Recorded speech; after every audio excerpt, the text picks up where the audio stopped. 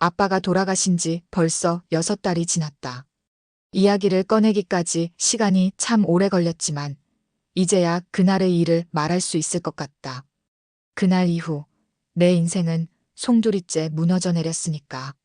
검은 양복을 입은 의사가 고개를 떨구던 순간이 아직도 선명하다. 뇌출혈. 병원에 도착하기도 전에 아빠는 우리 곁을 떠났다. 55살 정년까지도 몇 년이나 남았던 나이였는데 선생님의 갑작스러운 죽음을 애도합니다. 장례식장에 울려 퍼지는 교장 선생님의 목소리가 귓가에 맴돌았다. 초등학교 교사였던 아빠는 평범해 보였을지 모르지만 결코 평범한 사람이 아니었다. 하교 후에도 교실에 남아 혼자 있는 아이들을 집으로 데려와 밥을 먹이고 때로는 목욕까지 시켜주던 사람. 아이 하나 바꾸면 세상이 바뀐다라는 말이 아빠의 인생 전부였다. 장례식장은 아빠의 제자들로 가득 찼다. 초등학교 때 받았던 손편지를 들고 온 사람, 자신의 자녀를 데려와 인사시키는 사람, 심지어 선생님 아니었으면 저 이렇게 못 살았어요 라며 오열하는 사람까지. 그들 덕분에 아빠가 얼마나 대단한 사람이었는지 다시 한번 느낄 수 있었다. 하지만 그 감동도 오래가지 못했다. 발인 하루 전날 큰아버지가 장례식장에 나타났다. 손에는 차용증 한 장을 들고서 이 자식이 나한테 3억 빌려간 거 너희가 갚아야지. 장례식장에 오니까 조의금도 꽤 들어왔을 테고. 큰아버지의 말에 정적이 흘렀다. 나는 빈소에 있던 사람들의 시선이 우리에게 쏠리는 것을 느꼈다. 엄마는 창백해진 얼굴로 그저 멀뚱히 서 있었다. 큰아버지는 아무 말 없이 조의금 봉투며 아빠의 유품이며 싹 챙겨가 버렸다. 엄마는 그날 밤 내 손을 잡고 조용히 눈을 감았다. 그래. 갚자. 어차피 우리가 져야 할 몫이라면 피하지 말자. 그렇게 우리는 살던 집을 팔고 좁은 반지하로 이사했다. 대학교 2학년이던 나는 학교를 휴학하고 알바를 시작했고 평생 전업주부로 살던 엄마는 식당에서 일을 시작했다. 눈물도 원망도 없이 그저 버텼다. 아빠가 남긴 빚을 갚기 위해, 그리고 살아남기 위해. 그 모든 일이 일어난 지 6달. 나는 아직도 가끔 밤에 잠에서 깨어 아빠를 찾곤 한다. 그리고 매일 같은 의문이 들었다. 정말 아빠가 큰아버지에게 3억을 빌린 걸까? 왜 한 번도 그런 이야기를 하지 않았을까? 그 질문에 대한 답을 찾기 위해 나는 아빠의 서재를 다시 들여다보기로 마음먹었다. 아빠의 서재는 이제 작은 반지하 방 구석에 쌓인 박스 더미로 축소되어 있었다. 우리 집 나머지 물건들과 마찬가지로 아빠의 책들도 대부분 처분하고 일부만 가져왔다. 나는 퇴근 후 지친 몸을 이끌고 박스를 하나씩 뒤지기 시작했다. 그때였다. 책 사이에 끼워진 작은 나무 상자를 발견했다.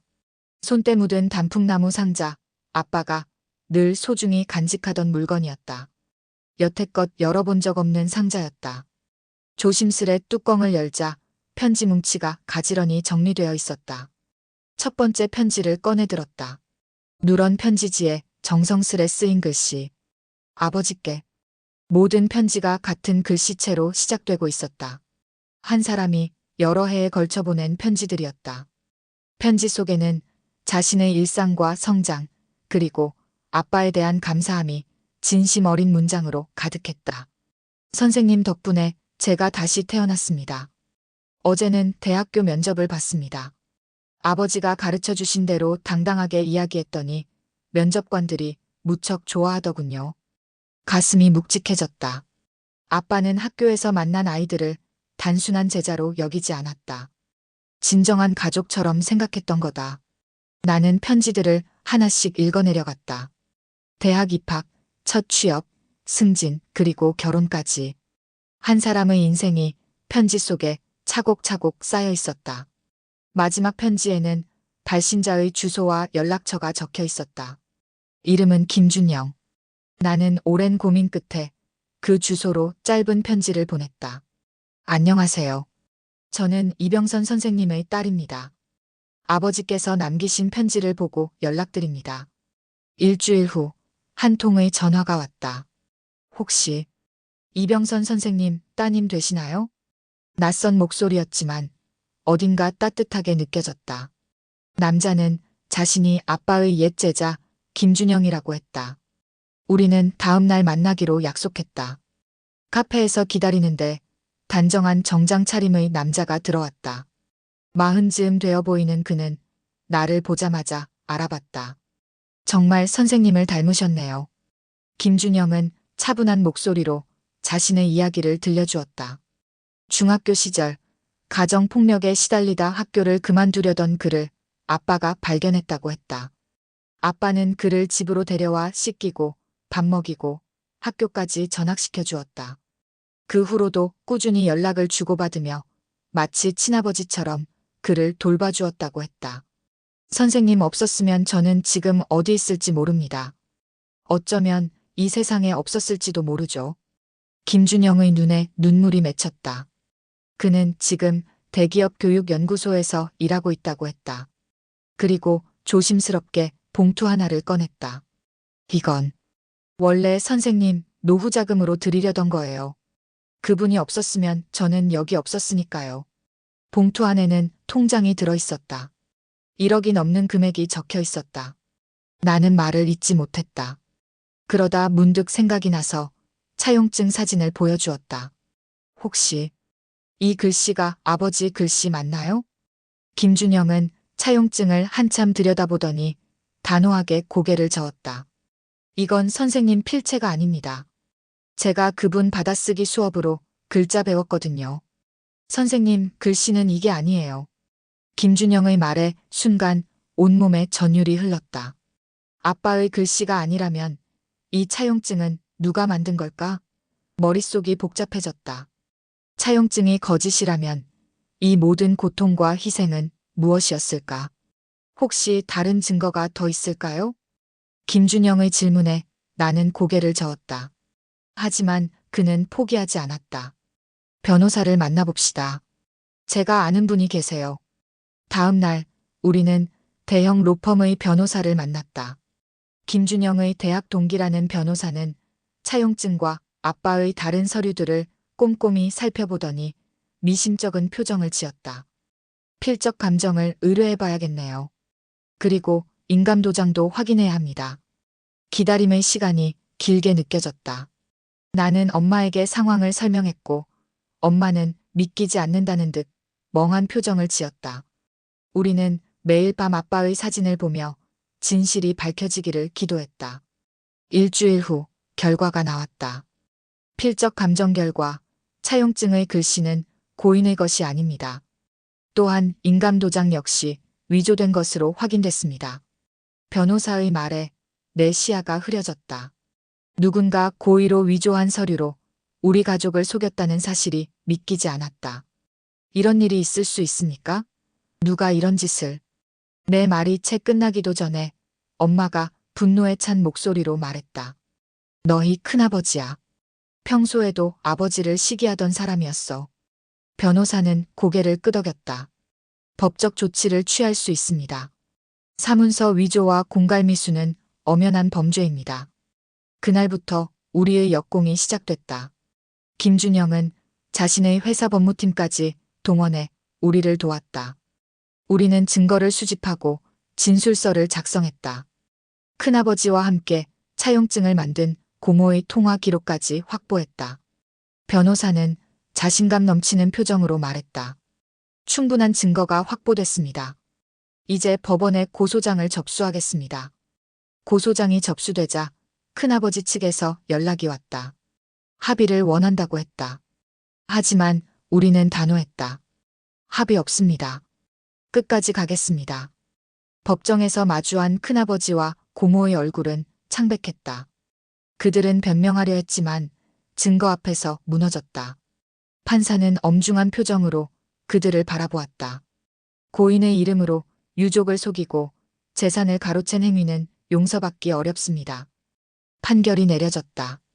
큰아버지와 고모는 사문서 위조, 공갈미수 혐의로 징역형을 선고받았다. 집행유예가 붙었지만 전과자라는 낙인은 지울 수 없었다. 게다가 그들이 가져간 모든 재산을 반환하라는 판결도 함께 내려졌다. 법정을 나서는 그들의 뒷모습이 초라해 보였다. 주변 사람들의 손가락질 속에 고개를 푹 숙인 채 걸어가는 모습에서 승리감보다는 씁쓸함이 느껴졌다. 하지만 그것도 잠시. 엄마는 오랜만에 환하게 웃었다. 이제 아버지 명예가 회복됐구나. 그 말에 마음이 따뜻해졌다. 우리가 승리한 건 단순히 돈 때문이 아니었다. 아빠의 이름, 그가 평생 지켜온 가치를 지키기 위한 싸움이었다. 법정 승리 후 우리 삶은 급격히 변하기 시작했다. 빼앗겼던 재산을 돌려받았을 뿐만 아니라 법원은 정신적 피해에 대한 추가 배상까지 명령했다. 무엇보다 가장 큰 변화는 우리의 마음이었다. 억울함에 시달리던 우리에게 정의가 실현되었다는 사실이 가슴 깊은 곳의 응어리를 풀어주었다. 그날 저녁 김준영은 조용한 식당으로 우리를 초대했다. 분위기 좋은 한식당의 개인실에서 그는 손수술을 따르며 진지한 표정을 지었다. 이제 마음의 짐을 조금은 내려놓으셨나요? 엄마는 미소를 지으며 고개를 끄덕였다. 오랜만에 보는 편안한 표정이었다. 그런데 더 중요한 말씀을 드려야겠습니다.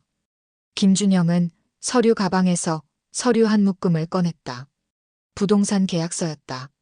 제가 선생님 덕분에 여기까지 왔으니 은혜를 갚고 싶습니다.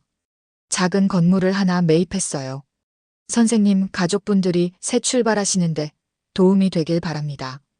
나는 놀라서 말을 잇지 못했다. 엄마는 눈물을 훔치며 고개를 저었다. 이렇게까지 해주시면 어떡해. 김준영은 단호하게 말했다. 거절하시면 안 됩니다. 이것은 제가 선생님께 드리는 마지막 선물입니다. 선생님은 제게 목숨보다 소중한 것을 주셨으니까요. 그의 눈에서도 눈물이 흘러내렸다. 침묵이 흐르고 우리는 서로를 바라보며 고개를 끄덕였다. 그렇게 우리는 작은 상가 건물의 소유주가 되었다. 건물 꼭대기층에 새 보금자리를 마련했고 나머지 층은 임대를 주어 월세 수익으로 생활할 수 있게 되었다. 이사 당일 트럭에 짐을 싣는 동안 고모가 찾아왔다. 창백한 얼굴에 초췌한 모습이었다. 미안하다. 정말 미안해. 그녀의 목소리는 떨렸다. 하지만 엄마는 냉정하게 대답했다. 사과는 받아들이겠어요. 하지만 용서는 시간이 필요합니다. 고모는 무릎을 꿇고 엄마의 손을 잡으려 했다. 오빠가 곁에 없으니 내가 잘못 생각했어. 제발. 그 모습에 가슴이 아팠지만 우리가 겪은 고통을 생각하면 쉽게 용서할 수 없었다. 엄마는 손을 빼며 단호하게 말했다. 법적인 일은 모두 끝났으니 이제 각자의 삶을 살아가요. 다시는 우리 앞에 나타나지 마세요. 고모는 무릎을 꿇은 채 울며 사라졌다. 며칠 후 소식을 들었다. 큰아버지와 고모는 동네에서 더 이상 얼굴을 들고 다닐 수 없게 되었다고 했다. 이웃들의 손가락질과 수근거림을 견디지 못해 결국 이사를 갔다고 했다. 전과자라는 딱지가 붙은 그들은 원래 살던 곳에서 더 이상 버티지 못한 것이다. 새 학기가 시작되고 나는 학교에 복학했다. 오랜만에 보는 친구들은 내 상황을 듣고 놀라워했다. 그들에게 우리 가족이 겪은 일과 정의를 되찾은 과정을 이야기하자 모두가 응원해 주었다. 새 집에서 맞는 첫 주말, 엄마와 함께 아빠의 사진을 벽에 걸었다. 엄마의 눈에서 눈물이 흘러내렸다. 아버지가 심은 사람이 우리를 구했구나. 나도 덩달아 울컥했다. 아빠가 남긴 것은 재산도 명예도 아닌 사람이었다. 그리고 그 사람들이 결국 우리를 지켜주었다. 한 달이 지나고 새로운 일상이 자리를 잡아갔다. 월세 수익으로 엄마는 더 이상 식당 일을 하지 않아도 되었다. 나 역시 학업에 집중할 수 있게 되었다. 덕분에 중간고사에서 좋은 성적을 거둘 수 있었다. 그러던 어느 날 뜻밖의 소식이 들려왔다. 큰아버지가 심장마비로 쓰러졌다는 소식이었다. 고모가 직접 전화를 걸어왔다. 오빠가 병원에 입원했어. 너희를 보고 싶어 해. 엄마는 한참을 망설였다. 우리에게 큰 상처를 준 사람이었지만 그래도 아빠의 형제였다. 결국 우리는 병원을 찾기로 했다. 병실에 들어서자 충격적인 광경이 펼쳐졌다. 한때 우리를 압박하던 당당한 모습은 온데간데 없고 산소 마스크를 쓴 채 누워있는 초라한 모습만 남아있었다. 눈을 뜬 큰아버지가 우리를 발견하고는 놀란 표정을 지었다. 그는 힘겹게 산소 마스크를 벗으려 했다. 간호사가 만류했지만 그는 고집을 부렸다. 미안하다. 정말 미안해. 목소리가 잘 나오지 않았지만 그의 눈빛은 진심으로 보였다. 엄마는 아무 말도 하지 않고 그저 바라보고만 있었다. 돈 모두 돌려줄게.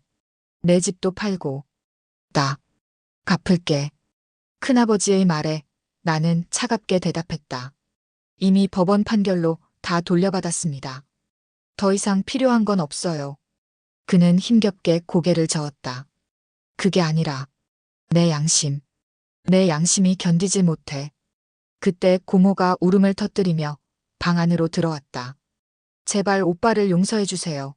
사실은 제가 더 잘못했어요. 차용증 아이디어도 제가 냈고 도장도 제가 만들었어요. 엄마의 표정이 굳었다. 왜 그랬어요? 아버지가 당신들에게 무슨 잘못을 했길래? 고모는 고개를 푹 숙였다. 질투였어요.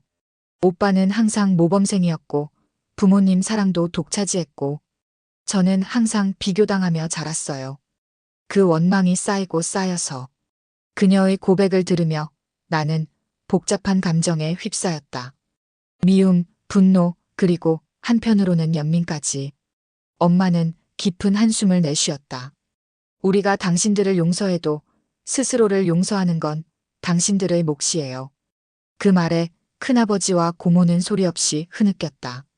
사과의 말을 연거푸하는 그들을 뒤로하고 우리는 병실을 나왔다. 병원을 나오는 길, 엄마는 내게 물었다. 너무 냉정했을까? 나는 고개를 저었다. 아니요. 그들이 받아야 할 대우를 받은 겁니다. 그래도 우리는 그들처럼 비열하게 복수하지 않았잖아요. 엄마의 눈가에 미소가 어렸다. 그래, 내 말이 맞아. 우리는 아버지처럼 살아야지. 집으로 돌아오는 길, 우리는 김준영에게 전화를 걸어 상황을 설명했다. 그는 잠시 생각하더니 말했다. 선생님이라면 어떻게 하셨을까요? 아마 용서하셨을 거예요. 하지만 그건 선생님의 선택이고 여러분의 선택이 다를 수도 있습니다. 그의 말에 깊은 생각에 잠겼다. 아빠라면 어땠을까? 그는 언제나 타인의 잘못을 너그럽게 용서하는 사람이었다. 하지만 그것이 꼭 우리가 따라야 할 길인지는 확신할 수 없었다. 그날 밤 엄마와 나는 오랜만에 진심을 나누는 대화를 했다. 아빠에 대한 추억, 그리고 앞으로의 삶에 대해. 엄마는 아빠의 일기장을 꺼내 보여주었다. 그동안 볼 엄두를 못 냈던 아빠의 마지막 흔적이었다. 이제는 볼 수 있을 것 같아. 아빠의 일기장을 펼치는 순간 그의 단정한 글씨체가 눈에 들어왔다. 감정이 북받쳐 잠시 읽기를 멈추려는 찰나 한 문장이 시선을 사로잡았다. 오늘도 형이 돈 얘기를 했다. 언제까지 그럴까? 나는 흠칫 놀라 일기장을 자세히 살폈다. 마지막 몇 달의 기록에는 큰아버지와의 갈등이 자주 언급되어 있었다. 형이 또 돈을 요구했다. 이번에는 자식 사업 자금이라며 2천만 원을 달라고 했다. 거절했더니 언젠가 두고 보자는 말을 남기고 돌아갔다. 나도 아이들 학비를 모아야 하는데 일기를 읽어내려 갈수록 가슴이 무거워졌다.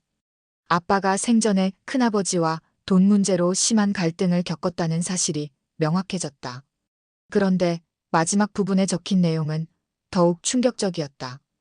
어제 형이 찾아와 서류에 서명하라고 했다. 자세히 보니 내가 그에게 3억을 빌렸다는 내용이었다. 당연히 거절했다. 형이 왜 이렇게까지 변했는지 모르겠다. 내일 다시 찾아오겠다고 했는데 어떻게 대화를 풀어나가야 할지. 이 기록은 아빠가 돌아가시기 단 이틀 전의 일기였다. 손이 떨렸다. 큰아버지는 아빠가 살아있을 때도 이런 시도를 했던 것이다. 그리고 아빠가 갑자기 돌아가시자 기회를 놓치지 않고 그 계획을 실행에 옮긴 것이었다. 엄마는 내 표정을 보고 일기장을 받아들었다. 그 내용을 읽은 엄마의 얼굴이 창백해졌다. 이런. 그 사람이 내 아버지를 너무 괴롭혔구나. 분노가 치밀어 올랐다. 아빠는 아마도 그런 스트레스로 인해 건강이 악화되었을지도 모른다는 생각이 들었다. 그날 밤 우리는 이 일기장을 변호사에게 보여주기로 결정했다. 다음 날 변호사는 일기장을 검토한 후 심각한 표정을 지었다. 이것은 추가 고소 사유가 될 수 있습니다. 사기죄와 협박죄도 검토해 볼 필요가 있겠네요. 하지만 우리는 잠시 생각에 잠겼다. 이미 법적으로 승리했고 손해배상도 받았다. 추가적인 소송은 또다시 우리를 긴 싸움으로 이끌 것이다. 더 이상은 필요 없을 것 같아요. 이미 그들은 충분한 대가를 치렀고 우리도 정의를 찾았으니까요. 엄마의 말에 변호사는 이해한다는 듯 고개를 끄덕였다. 그리고 이 일기가 혹시 필요할 경우를 대비해 복사본을 남겼다. 집으로 돌아오는 길, 김준영에게서 전화가 왔다. 그는 우리가 살고 있는 건물을 더 가치 있게 만들기 위한 제안을 했다. 건물 1층을 작은 도서관으로 만들면 어떨까요? 선생님의 이름을 따서 지역 아이들이 마음껏 책을 읽을 수 있는 공간으로요. 그의 제안에 우리는 즉시 동의했다. 아빠가 생전에 가장 좋아했던 일은 아이들에게 책을 읽어주는 것이었다. 그 공간이 아빠의 정신을 계승하는 곳이 된다면 더할 나위 없을 것이다. 공사가 시작되고 도서관 설계부터 장서 구비까지 모든 과정에 우리는 정성을 쏟았다. 김준영도 적극적으로 도왔다. 그는 자신의 회사를 통해 최신 디지털 기기와 도서관 운영 시스템을 지원해 주었다. 개관식 날 예상치 못한 방문객이 찾아왔다. 큰아버지였다. 건강이 많이 회복된 모습이었지만 여전히 앙상한 몸과 초췌한 표정은 그가 겪은 고통을 말해주고 있었다. 축하하러 왔어. 내 아버지가 좋아했을 일이야. 그의 목소리에는 진심이 묻어 있었다. 나는 아무 말 없이 그를 바라보았다. 엄마는 심호흡을 한 뒤 말했다. 고맙습니다. 들어오셔서 구경하시겠어요? 큰아버지의 눈에 눈물이 고였다. 그는 고개를 저으며 말했다. 아니, 난 그저 미안하다는 말을 하러 왔어. 그리고 그는 봉투 하나를 내밀었다. 이건 내가 가지고 있던 내 아버지의 유일한 유품이야.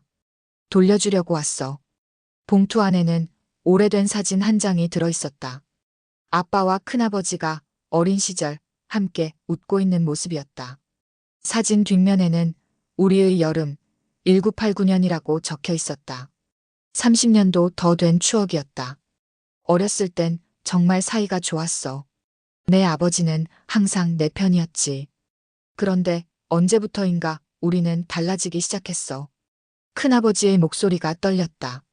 그는 아빠와 함께했던 추억들을 하나씩 꺼내기 시작했다. 둘이 같이 잡았던 물고기, 함께 올랐던 산, 서로의 비밀을 지켜주던 순간들. 그 이야기들을 듣고 있자니 아빠가 한 번도 들려주지 않았던 과거가 그려졌다. 그런데 언제부터인가 나는 내 아버지를 시기하기 시작했어. 동생인데 나보다 공부도 잘하고 인정도 많이 받고 처음엔 그저 약간의 질투였는데 세월이 지나면서 그 감정이 점점 깊어졌지. 엄마는 아무 말 없이 그의 고백을 들었다. 도서관 한쪽에 마련된 테이블에 앉아 세 사람은 무거운 침묵 속에 있었다. 치료를 받고 있어. 심리 상담도 받고. 내가 왜 그렇게 됐는지 이제야 조금씩 이해하게 됐어. 용서를 바라진 않아. 다만 알아주었으면 해. 나도 후회하고 있다는 걸. 그의 솔직한 고백에 마음이 조금 누그러졌다. 하지만 여전히 쉽게 용서할 수는 없었다. 큰아버지도 그것을 알고 있는 듯했다. 이제 가볼게. 도서관 잘 됐으면 좋겠다. 내 아버지가 가장 좋아했을 일이니까. 그는 일어서서 천천히 걸어 나갔다. 뒷모습이 몹시 쓸쓸해 보였다. 우리는 그를 쫓아가지 않았다. 도서관 개관식은 조용하지만 뜻깊게 진행됐다. 동네 아이들이 호기심 가득한 눈으로 책장을 둘러보았고 몇몇 어른들은 이 공간의 의미를 알고 감사의 인사를 전했다. 김준영은 축하 케이크를 들고 와서 모두와 함께 나누었다. 선생님이 어디서든 보고 계실 거예요. 그날 밤 나는 아빠의 일기장을 다시 펼쳤다. 마지막 페이지에는 아빠의 꿈이 적혀 있었다. 언젠가 작은 도서관을 열고 싶다. 돈이 많이 들겠지만 아이들이 마음껏 책을 읽을 수 있는 공간을 만들고 싶다. 내 퇴직금으로 시작할 수 있을까? 눈물이 흘렀다. 아빠의 꿈이 이런 방식으로 이루어지리라고는 생각도 못했을 것이다. 하지만 이제 그 꿈은 현실이 되었다. 일주일 후 고모에게서 연락이 왔다. 큰아버지가 다시 입원했다는 소식이었다. 이번에는 더 심각해 보였다. 우리는 또다시 병원을 찾았다. 병실에 들어서자 큰아버지는 깊이 잠들어 있었다. 의사는 상태가 위중하다고 했다. 고모는 눈물을 흘리며 우리에게 말했다. 오빠가 병원에 오기 전 이것을 너희에게 전해달라고 했어. 그녀가 내민 것은 공증된 사과문이었다. 큰아버지는 자신의 잘못을 공식적으로 인정하고 자신의 모든 재산을 아빠의 이름으로 기부하겠다는 내용이었다. 그의 마지막 회한과 속죄의 뜻이 담긴 문서였다. 필요 없어요. 이미 충분해요. 내 말에 고모는 고개를 저었다. 이건 오빠의 마지막 소원이야. 받아주면 안 될까? 우리는 서로를 바라보았다. 원수를 사랑하라는 말이 있다지만 쉬운 일은 아니었다. 그럼에도 불구하고 큰아버지의 진심 어린 뉘우침은 우리의 마음을 조금씩 움직이고 있었다. 큰아버지는 결국 그날 밤 세상을 떠났다. 마지막 순간까지 의식을 찾지 못했지만 그의 사과문은 분명 진심이었다. 장례식은 조촐하게 치러졌다. 우리도 참석했다. 아빠와의 관계가 어떠했든 그는 아빠의 형제였고 우리의 친척이었으니까. 장례를 마치고 집으로 돌아오는 길 고모가 우리를 불러세웠다. 이제 나도 이 동네를 떠날 거야. 모든 걸 정리하고 시골로 내려갈 생각이야. 그녀의 눈에는 체념과 후회가 섞여 있었다. 나는 처음으로 고모를 다른 시선으로 바라보았다. 그녀도 자신만의 상처와 아픔을 가진 사람이었다. 잘 지내세요. 가끔 연락해도 될까요? 내 말에 고모는 놀란 표정을 지었다. 그리고 이내 눈물을 흘렸다. 그럴 필요 없어. 난 그럴 자격이 없어.